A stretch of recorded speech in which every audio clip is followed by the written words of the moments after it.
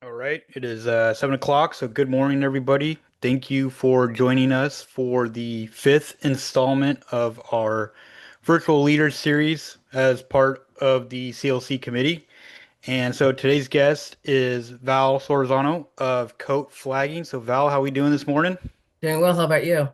I'm doing excellent. Thank you so much for joining us. We're really excited to have you join us today and tell us a little bit about your story in coat flagging and kind of how you got to where you are today. And you told us last week in prep for today that it all started over a cup of coffee with a friend.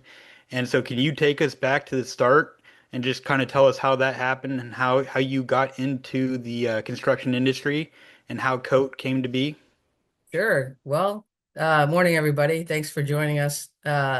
First of all, I'm going to give you I have two dogs, so Pablo and Steve might bark, but I think it's going to be really quiet here today, so we'll see how it goes. So I apologize for their behavior. They start barking. Coat flagging. Hmm. It did start with a cup of coffee. I had an old softball player who worked for the union call me one morning and say, "Hey, I need to talk to you." And I'm like, "Hey, I'm going to the dump to get rid of this flooring I'm working on." And she's like, "Just stop and get a cup of coffee." And I'm like, "All right, I'll go after the dump. I'll meet you at the coffee place on Eon." So we did. We stopped and had coffee together. And she was telling me about a project that was kicking off the following year, I think it was, that we met, or the prior year, to the downtown transit mall project for TriMet. And I was like, I tear houses apart. I have no idea what you're talking about with flagging because I've never flagged in my life. Um, so speed up. She's like, "Come on, let's go have lunch with the project manager." And I was like, "Okay." So Bill Bruce, those of you who've been in the arena know Bill Bruce. He's been around forever. Well, basically, it's his fault that I'm here today. He and I met a couple times and chatted, and the opportunity really kind of resonated with me that really could do flagging, even though I had never done it in my life before. So I made an agreement with him that I would spend the first 2 years just learning the business, learning the paperwork, because there's so much paperwork that goes along with certified payroll and just the contract and all that good stuff, and learning how to bid. And I did. I spent 2 years on the transit mall just eating up traffic control life and learning, and just everything I could possibly get my hands on, from drawing plans to learning how to cut a payroll check. Now, I had been in the business, in the corporate world prior to starting my business. So I understood peaks and valleys, and that kind of helped me with the transit mall project, because we would go from, 10, 15 people to 40 people in a day, or, that's just the way it was. We all know how construction is. So that helped me. But the paperwork, learning all the back room stuff was just, it was pretty inundating, intimidating. I guess that'd be the better word for it. But Stacy Whitback was really helpful in teaching me and helping me learn everything I need to do things correctly the first time, instead of having to do it over and over and getting payments held up because paperwork wasn't done properly. So I'm very grateful to those guys, the whole team on that job. It was a lot of fun. So after my 2 years started, or ended, well, after my 2 year commitment of not bidding anything else, I threw my hat in the ring and I started picking up jobs at the airport and little jobs around town. And so now I have the transit mall running as well as other little jobs running. And here we are 20 years later, with up to about 60 people, 80 at peak, and we busted open excavation. So excavation just started in 2024 officially on the Bull Run project. So now we have a couple excavators and a couple dozers on top of everything else, and it's been a ride, let me tell you. There are days where I truly walk into my office and think, this isn't really real. This is really just not still happening, is it? Because I would have never thought, if somebody said to me 20 years ago that I would still be in business owning my business building and have excavation on top of it, I would have said they were crackheads. Because there was just no way. It's just that Portland and Oregon has been really good. I'm a runaway from California at 17, and I've been here for, I don't know, 40 some odd years now. But the people here are just amazing. They're helpful. They're just amazing. I mean, I can't, there's not enough good words. I mean, people saw things in me that I never even seen. Like when I was in the corporate world, I remember the president of the company that I was working for called me in one day and said, it's time to get your degree. Now, I'm not a book kid by any means, and that meant a lot. So I went back to school and I earned my bachelor degree in business, which helped me, I think, today in the world of where I'm at. So I've been very fortunate to run across people who saw something in me long before I did.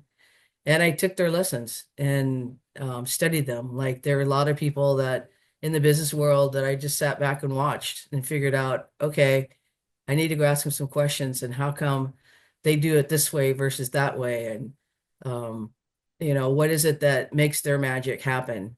What's our magic that we're still here 20 years later? Those are the questions that need to be made when you're considering starting your own business because there's a lot of lessons out there. You can crash your business in one project if you don't know all the insides out, who to talk to and ask the right questions. Um, I was very fortunate on a couple of projects where I had like mentors who helped me besides Bill and other companies, and I would just say, "Hey, I need to know how to do this because I'm doing it wrong and I'm losing money on something here." And or, "Hey, I'm not going to make payroll this week. Can I get my payment sooner because you know I've got three jobs starting off at the same time and I financially can't do all of it." So, you make these partners with various people and you learn how they work and they're always there for you when you call them. I have people to this day where I can call and they're calling me right back and say, "What do you need?" And I'm in the business for 20 years. So I think I know everything, but I don't. Even 20 years later, I don't know everything.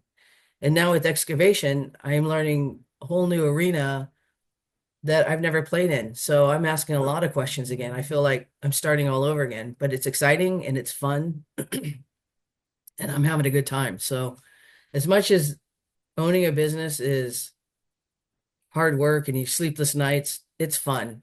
At the end of the day, when you look around and you see your staff and you just kind of like, wow, you see that person that became a flyer, came into your company as an apprentice, and they worked all the way through and become a journeyman.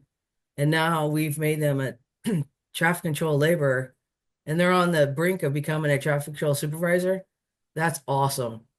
That is so cool to watch. Or you bring somebody from the warehouse who's never done HR and who's just knocking it out of the park.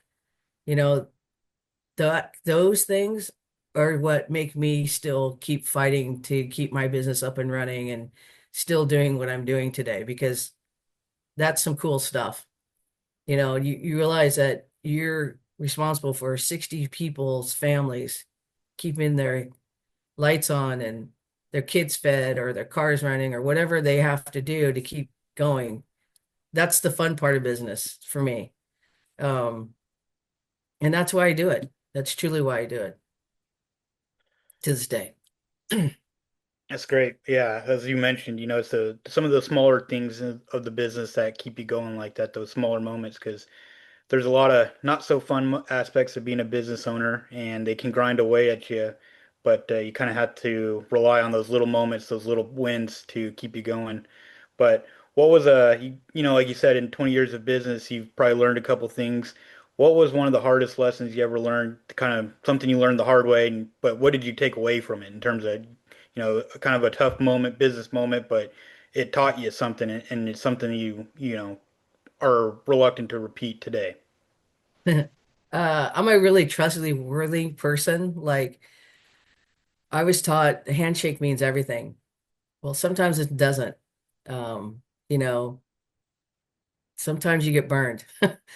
And, not that I like to admit that I had to write $175,000 off for a project because I wasn't quick enough to say, we're not going to work this project anymore for you. But it was a lesson. It was a huge lesson. And, it's just that whole thing. It's like you don't want to piss everybody off along the way because you might need them down the road, right? Or they need me down the road. And it's a two-way street. But you got to protect the company. So contracts are so important that they are signed and liens are activated immediately, not, oh, the guy said he's going to make the payment to me. He's good. He made a payment to me now. He's going to be good. Well, that was a hard lesson and that just happened within the last 5 years. So, it's that thing where sometimes you just can't let your guard down. You think that people are trustworthy and truthful and they're not. So it's a hard line to learn. It's a hard lesson to learn, and knowing when to draw the lines in the sand to protect your company is important. So that's probably the biggest one for me. Yeah, no, I understand that. You want to kind of look for the positive in everybody, but unfortunately, when money gets involved, that's not always the case, and it can be tough to stand up for yourself. And like you said, stand up for your business, but you kind of have to remind yourself, like you said earlier, that you're representing not just yourself, but your employees and their livelihoods, and it's in their best interest to do that. So, but that's a tough one. So, It is a um, tough one. It's so funny because my guys will come in and they'll be like, "Hey, we won this project." I'm like, "How do you guys know that we won this project when I haven't even seen the contract yet?" They're like, "No, no, we won this." And about 3 months later, I'll get a contract for what somebody came in and told me. And it's so funny because the street knows more what's happening with my business than I do. And it's so strange. Yeah, the employees are they're listening. They're out there. They understand what's going on, sometimes more so than the business owners do at times. So it's funny how that works. Um, so you said you recently got into the excavation game. What kind of spurred that along, and what made you kind of take the leap to get into that? Because it's not an easy business to get into. So I was again, it wasn't coffee this time, it was a phone call. I received and said, "Hey Val, what do you think about excavation?" And I was like, "Ah, you're crazy." Um, and I kind of listened to the call and said, "Are you serious?" And they're like, "Yeah." And I was like, "Well, let me ponder it." So I pondered for a couple days and called them back and said, "I think I might be in." But what they didn't know is in 19, oh God, I'm dating myself. 1995 or 4 or somewhere around that era. I actually went to heavy equipment school and I loved it. It was so much fun. But my first experience on a job was not as fun as it was in school. And I'm I was with a schoolmate on this project and she was running the backhoe and lost control of the bucket. And I was in the hole with the shovel standing there watching this bucket almost crush me. And I came out of that hole and I never went back. I went into the corporate world instead. I stayed in the corporate world for about 14, 15 years. Um, and I always wondered what it would have been like to be an operator because it would have been fun, I think. Uh, so when I left the corporate world and started coat flagging, coat flagging has been really good to me and it has supported many, many people along the way over the years. And so when this came up about excavation, I was like, this could be another coat flagging and I don't even know it. Um, and it just felt right because I had the experience of playing on the machines in school. So making that decision was hard because financially the equipment is so expensive and running the numbers and figuring out how to bid that was I mean there were numbers in there that I was just like there's just no way this is right. Let me recalculate again. And I probably calculated 4 or 5 times and I was like these numbers are right, so I think I'm going to do it. So has it been a good little venture? I think it has. I mean, the only problem is the Bull Run project's on hold right now, and those in the construction arena know why, and it's political, and we'll be back to work. So, but it's kind of stressful right now because, I'm still on the hook making all those payments. So it is that, but I think it's gonna be fun, expanding that arena of excavation. But how big I want to be, I have no idea. I'd like to keep it small. I don't know. I think it's gonna be a hoot of a ride on that one because it kind of rejuvenated me. I've been sitting on the sideline just kind of watching my company, keep going. It's like, oh yeah, it's great. But excavation kind of like it was like a shot in the arm, like, hey, you can have another round of fun like you did 20 years ago. So this is where I'm at right now with excavation. That's really exciting. Yeah, like you Yeah. said, after 20 years, it can get a little same old at times. So it's kind of exciting to be able to do something new and fun again like that. So that's really great news to hear that things are looking up for you on the excavation side of things. So what do you guys got going on the flagging side? Are you still same super busy over there? We are really we had like 60 people on the Bull Run project. So once that stopped, we had to revamp. So this is another lesson we had to learn. You know, we put our we didn't put all our eggs in the one basket on the Bull Run project, but we knew that we were going to be so busy that we didn't bid other jobs for the summer because we were like, oh no, we two-thirds of our company are going to be on this project. So we need to just kind of back up, slow down other bidding. And we did. And then when Bull Run was shut down, it was like, oh, uh-oh. Now we have a problem, boys and girls. So we went back to the table and started immediately bidding projects and we're picking them up again. But now we're at this point is like, okay, how much do we pick up? Because we don't know when bid Bull Run's going to pick back up. So then we're going to have another pickle because we're going to have all this other work sitting out there that we picked up because a Bull Run is down. And then when Bull Run picks up, we're going to be like, okay, how do we make everybody happy? So it's a fine line that we're trying to teeter right now. And we'll see how it all shakes out. You might want to call me in about 6 months and see where we're at. I might be completely bald or completely gray. I'm not really sure, but we'll see. So It's a new when ride.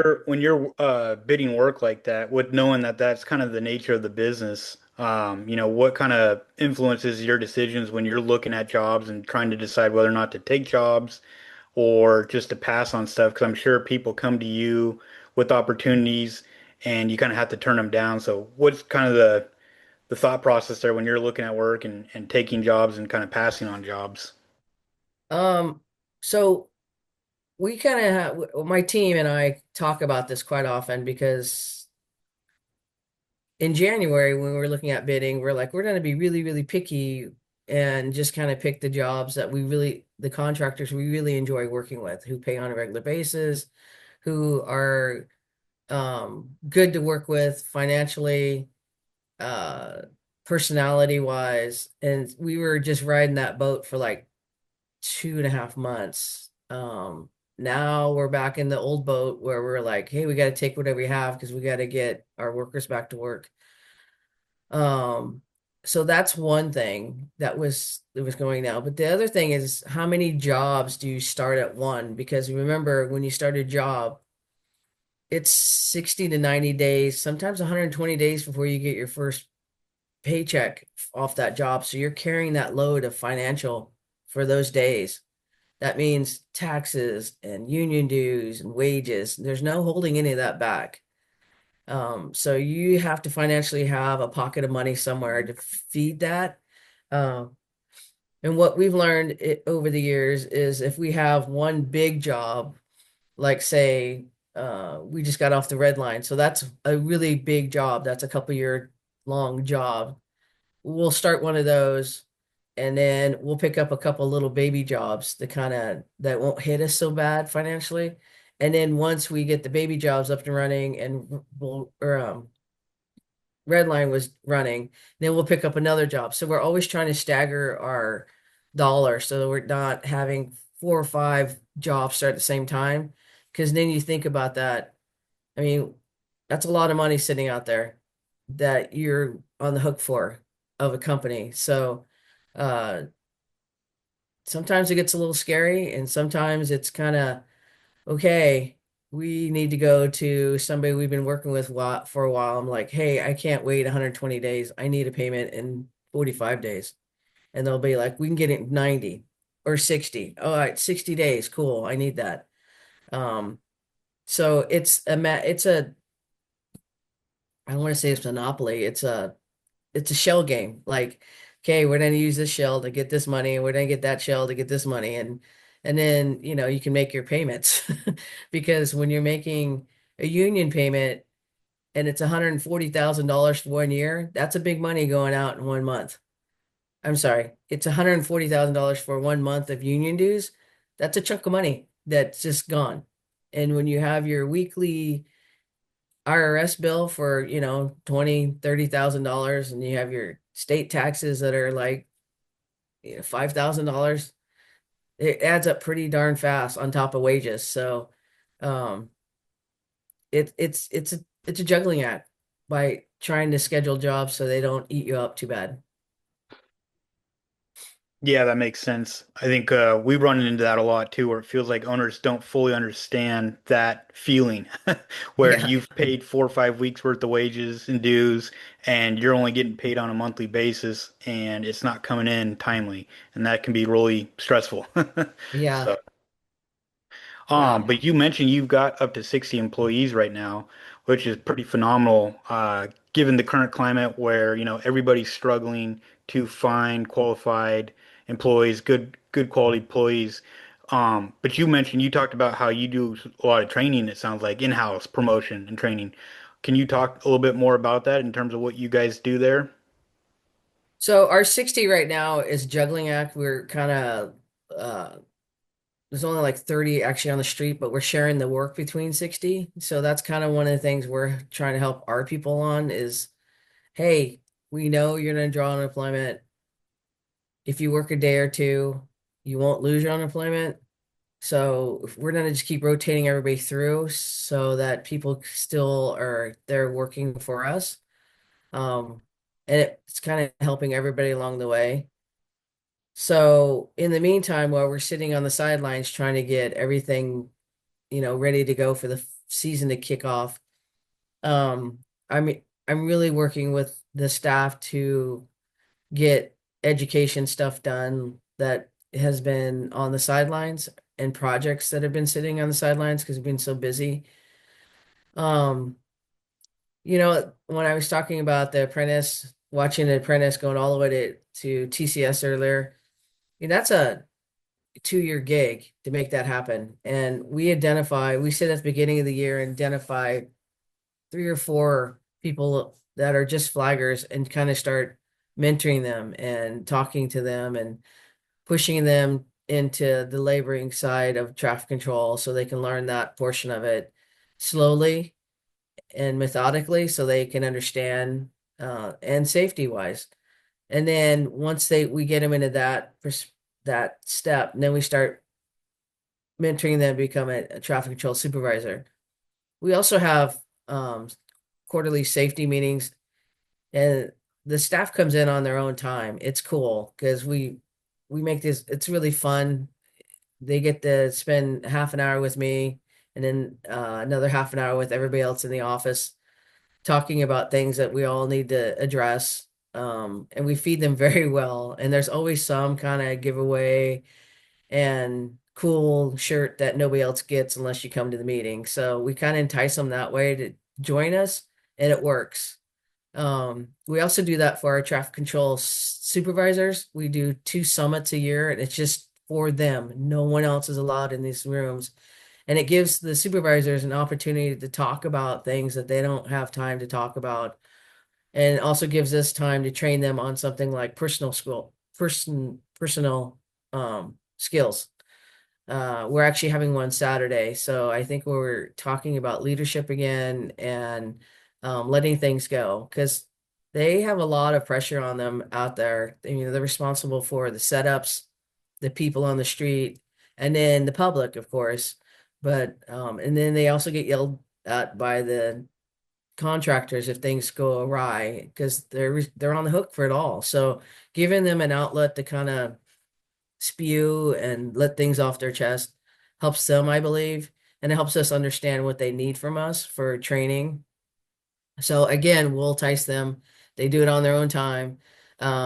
It's always in the morning on Saturdays. They come in at 9 o'clock. We have this full breakfast spread, and we make something really cool for them that's just theirs. So this year or this summit, we're actually doing engineering vests with their name on them.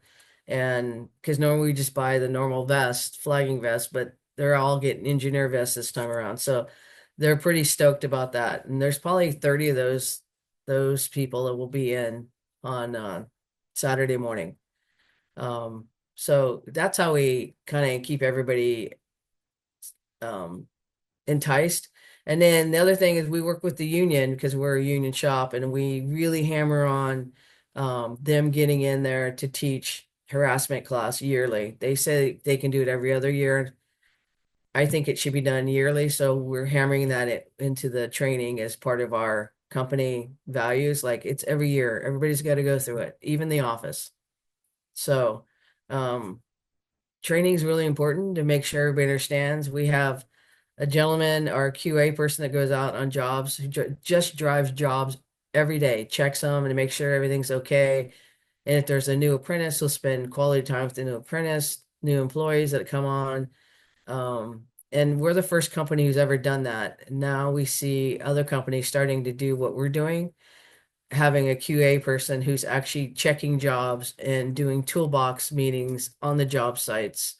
And it's really fun to see that we set a precedence in flagging that other companies are following us. Yeah, that's great to hear because, like you said, with your type of work flagging, it can be spread out and hard to maintain that level of quality across all the different sites that you're working. So to have somebody who's full responsibility to do that is pretty cool because it shows a commitment to excellence. So you Thank you. mentioned that you're a union shop, and I know you've been involved with the Union Contractor Committee within AGC for a long time. Can you talk a little bit about how you got started with AGC and specifically with the Union Contractor Group? So I've been with the AGC for, I think, close to 20 years, if not 20 years, something like that. When I started my company, the opportunity for me to become a Port of Portland mentor happened pretty early on for me. I think it was pretty early. I was probably 2 years into my company. And so the opportunity came across my desk. I jumped on the opportunity to have a mentor at the port. So I would meet for 2 years every month at the port with two mentors in the Port of Portland. And when I was in that program, part of that was the AGC because they were tied up with AGC, and we went to the convention every year as part of being a mentee. So when I started looking at AGC, um, I realized that there was like discounts and there was health insurance. And even though my flaggers were union, I was not. The office still to this day is not union, but the flaggers are. So our warehouse and our office are not. So I have to provide benefits for them. And at the time, I was using AGC for that. And there's a couple other. We used the phone Verizon discount, and we used Holiday or travel, and AGC just offers some really cool things. And our workman's comp is through AGC. So knowing that they were there and using their services just seemed the right thing to do. How I got into UCG was I kind of got pissed off at the union. And it was about training because I felt like here I am paying thousands and thousands of dollars. If I'm paying $140,000 on average a month to them, figure for every hour we work 6 to 8,000 hours a month, $1 on average is going to them for training. And if you start penciling it out to train a flagger, it is about $90 now for 3 years. That's it. So where's all my other money going? Because we're not getting any benefit, and I'm getting really, really crappy flaggers. So I started screaming and yelling and talking and bitching and I mean everything you can to get attention from the union, and they didn't acknowledge me. So I called AGC one day and I was like, "Hey, can you come out? Can we have a conversation?" And it was Timmons at the time who was running the UCG. He came out, we talked, and he's like, "Hey, we have a group that's the UCG. Do you want to join?" I was like, "Yeah." And my voting rights, I took from the union because when we negotiate, they negotiate on my behalf as part of the union. But I took my behalf out and gave it to AGC. So now I'm negotiating against the union, even though my shop is union. And so I have more say on what happens in negotiations now. And negotiations is a hoot because, it's just so much fun. I like that kind of stuff. And it's a really cool group to work with. Um, so for me, it's been really fun to watch the changes that our group has made on behalf of contractors against the union. That makes it not just, hey, it's in the book. This is the way it is. Well, no, it's not because we changed it. So that's been really neat to watch happen. That's really cool to hear that AGC's been beneficial for you and to be able to get your voice heard, collectively with other members. When sometimes going alone, yeah, it doesn't feel like you can be heard when you're by yourself, but when you're with fellow members who also have the same interests as you and same concerns, being able to band together and bring power to your voice and be heard that way is pretty cool. I felt Um, like I was on top of the mountain screaming, like, nobody's listening to me. Now we have a really good relation. I will say between all the moves I've made in the last, I don't know, seven, 7 years, my relationship with the union is really good. I now sit on the health and welfare trust for them, as well as a training trust with Chris. Um, and I just got on the training trust, so now things are going to be really fun to watch because I have so many ideas I'd like to make changes with the laborers. Um, but it's our relationship with my relationship with the laborers now is it's really open between us because it was they had changes. I think they realized that I wasn't just a contractor who was out there trying to make money. I was actually a contractor who really cares about their employees. So they understand that now. And our relationship's really good. And I'm not going to give up my seat on UCG by any means because I think it really is beneficial for my company and me just to have that knowledge of people are in the same boat I'm in. have you guys always been signatory with the unions since the start of COAT? We have. It was an accident. Would I do it again? I don't know. I say no. I don't know. I don't know. How did that come to be when you first started COAT? I mean, what was your first interactions with the unions like?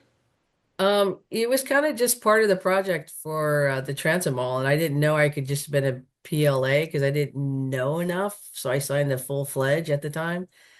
Um, and trying to maneuver through that was really hard for me because I'm kind of I I care about the employee too much, and sometimes the union's just about the money.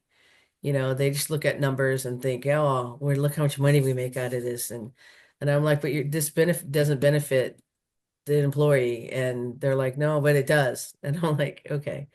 So we agreed to disagree on a lot of things for many years, but I found a door I could pop in, and I jumped in, and I think I have more say in what's happening than I've ever had with the union. And that's been very helpful. And, it's funny, my office staff and I will talk about things. after we get done negotiating, and they're like, "Hey, did next time you negotiate, can you talk about this?" I'm like, "Yeah, I'll put that on the list for next time." So we always try to get one of our issues pushed through, if not two. If it's a good year if we get two, but if we get one, it's a great year. And we got a big one this last one, so we're pretty excited. Nice. It sounds like things are going better for you now that you're more involved directly with the union. Can you speak more about that as far as what you do with them nowadays? Well, sitting on the their trust and health and welfare and their training trust, I think that understanding their side as well as them understanding me is key. Getting involved has been beneficial, I think, for both our sides because now they see me not just a number or a contractor. They actually see me as a partner. Um, one of the things that I like is having the open door with them because it used to get shut on me. Um, but we also have made this agreement between Zach, who's actually the guy who I work with directly, um, to meet quarterly with his team and my team to talk about issues like dispatching and training. And the first couple times was a little rough, but I think we're all getting on the same page, and that's been really, really helpful for my staff as well as his. So they can both we can sit in a room and talk about issues. It doesn't mean we get better employees because there's always an issue with employees, but we're getting a little better trained employees than we used to. So that's still a work in progress is getting better trained. I know the new guy who just is in charge of training now, he's dedicated to make a bunch of changes. So let's see what he can pull off. And it's been slow going, but I think he's a very methodical guy and he wants to do it right the first time. So it might be beneficial for everybody just to be patient and see what he can pull off and see what he can put together. So I'm excited to see what happens there. And if it means I get better employees, then I will be ecstatic. It sounds like you mentioned that a lot of the improvements came about when, the communication kind of opened up and like you said, you became a partner, not just a number or just another contractor. It seems like that's kind of a big theme in construction as a whole on projects where you have entities that have not always the same goals. So trying to get everybody aligned and on the same page can be tough. Can you speak to that as far as, on some of your better projects where things came together as a team versus separate entities just having to work together? I think any job that you're on, it's important to have everybody understand what our job function is. We're not just flaggers. We are there to protect their workers and protect the public. And, after all these years, you see a change in the big guys, but you also have these little guys that come out that, are rodeo guys. And I say that like, oh, we can just do it all. We know how to do it all. Just don't worry about it. We got this. Those are the guys you have to kind of teach, like, we're just not flaggers. We're here to protect you. We want to make sure that everybody comes to work in one way and goes home the same way they came to work. And that just happened 2 years ago. We had this new contractor, young guy who just started his company, and he's just like, rah, rah, we're gonna do it this way, we're gonna do it that way. And he was growing his company very, very fast. And he had a gentleman who worked for him that was the project site guy, and he just spoke to my flaggers like junk and treated him like junk. And I got wind of it, and I called the owner and I was like, hey, look at we can pull off and be done. We don't need your job. We like working with you, but we don't like working with your guy on the street because he is talking to my staff like he owns them, like they're just a piece of junk. And I said that's not acceptable. And so he's like, what? I'm like, yeah, this is what's going on out there. And so he personally went out there and fired the guy because he was just like, he did an investigation on it and found out. He talked to his other workers and they're like, yeah, that's exactly what's going on. So he fired the guy and he got a new PM. Um, And he called me and he's like, I'm really sorry. We really like working with you. And he goes, you guys are always here for us. And so, yeah, I fired the guy and, won't happen again. And I was like, okay, cool. Thank you. I appreciate it. You didn't have to fire him. I just wanted to let you know what was going on, but, so I think that is key, and it goes the other way. Like, there'll be a contractor who doesn't like one of my TCSs because they're stringent, they're lazy, and we have to hear about it. And like, okay, I hear you. Let me go take care of that. So it goes both ways, and you have to open those communication lines. Otherwise, it's just friction out there, and it's not healthy for anybody out in the field, them or us, because there's so much going on, and we don't need that little bickering going on out there. Any advice for younger leaders on how to open those lines of communication? Because that oftentimes can be tough, a little intimidating to call up an owner of a business and say, "Hey, I'm not happy with the what's going on right now." Do you got any advice for how to initiate that for younger leaders who might be a little hesitant? Sure. I'll tell you a story. Uh, there's a When I was on the transit mall, there was the superintendent. He was pretty crusty on the outside, but inside he was just a soft bear. But he was very intimidating. And so I remember the first time meeting him in the office, he's like, "So who are you?" And I was like, "Well, I introduced myself and I'm the flagging company." Oh, I said, "Okay, cool. This is gonna be fun." So it took about a year for us to become friends. And first time he came at me and I messed up. I messed up the job site. I didn't know what the hell I was doing. And I deserved the yelling. I did. As much as I didn't want to be yelled at in front of everybody, I deserved it. Looking back, I'm like, yeah, he was right. It was totally messed up. And so then the next time we're in the yard and I'm standing there and I had my arms crossed and he and I are, this is how we're talking to each other. And I go, I didn't bid this job for overtime. And he's like, he looked at me and he's like, what'd you say? I said, I didn't bid this job for overtime. I bid this job for straight time. And he's like, and he put his arms down and he's like, I didn't bid this job for overtime. And you didn't bid this job for overtime. So why are we in overtime? And I'm like, well, I don't know. You're the superintendent. And he's like, all right. So that day kind of changed for both of us because we both kind of understood that statement. We were on the same page, even though we came from total different backgrounds. We were on the same page on this job. So the next time I screwed up, which I did, I had to go tell him I screwed up. And so I walked up to him and I said, hey man, I screwed up. And he's like, well, what'd you do? And I was like, well, I did this, this, and this. I screwed up. And he looked at me and he said, all right, did you learn a lesson? I said, I sure did. He said, that's all I can do. And he walked away. And from that day on, we were buds. Like he'd come up, shake my hand every time he saw me in the field. And I was just like, okay. And it's okay to make mistakes. It's okay to be wrong. And that's the biggest thing you need to learn in this arena or in life, generally. It's okay to say you're sorry that you screwed up.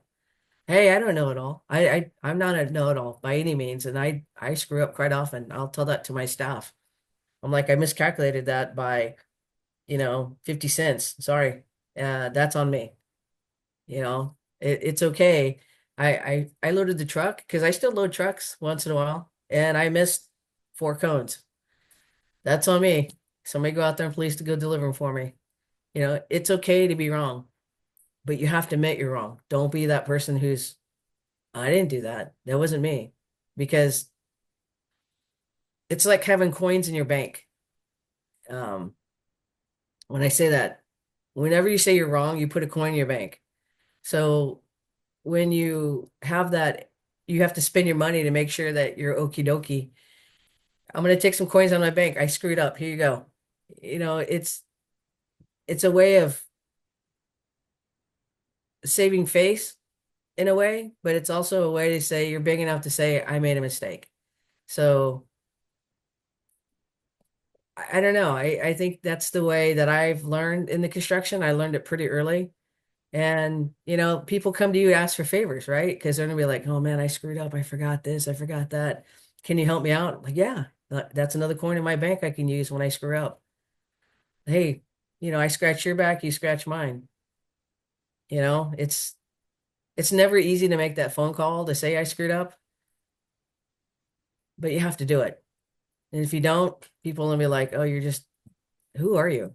It's integrity. It's For me, my word is everything. And a shake of a paw, as I call it, I can shake paws all day long, but unless we do the job right, it doesn't matter, right? It doesn't, nobody cares. So, uh, I guess that's all I can say about that. No, that makes perfect sense. You people are more willing to help others that are admit their own mistakes and come to you looking, being open about it versus being defensive and being hostile. And so, and that in turn enables more open communication, more accountability that way. So, and it just, you kind of have to go out, put yourself out there a little bit and be the first one to do it. And then, like going back to your story, probably if you'd continued to, uh, fight with that superintendent a little bit, he'd probably fight back, but you took it upon yourself to admit you were wrong, and that kind of opened the door for that friendship, like you said, to develop. So that's great. So I got one last question for you, Val, and then I'll let you go. So what is your most recent win? Whether that's personal, business, it can be anything big, small, just what's the most recent good thing that's happened for you? I'm still here. I 20 years like. later, I'm still here. That's my win. And I say that uh, with, wow. Yeah. Well, we're celebrating our 20-year anniversary this Saturday night, and that's gonna be a big win. I mean, the people who are attending are old friends and new friends and old employees and new employees and um, old work associates and new work associates. And when I walk in that room Saturday, I will be very honored. So that's my win. Nice. That's awesome, man. Congrats on 20 years. So it Thank you. doesn't just happen uh by accident. It takes a lot of dedication, a lot of hard work, a lot of sweat equity to make that happen. So congratulations. So, Thank you. well, it sounds like Saturday's going to be a busy day. We got training in the morning and then we got partying at the night. So, sounds like we Yeah. better get prepared. I fly out Sunday to DC for AGC training. Oh, nice. So So, awesome. Well, thanks yeah. again, Val, for joining us this morning. I really appreciate it. I appreciate all the insight you gave us. And thanks everybody for tuning in. So, anybody got any last minute questions for Val before we head out?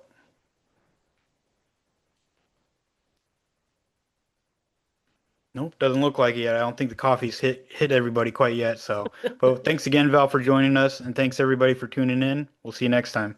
Thank you. Bye.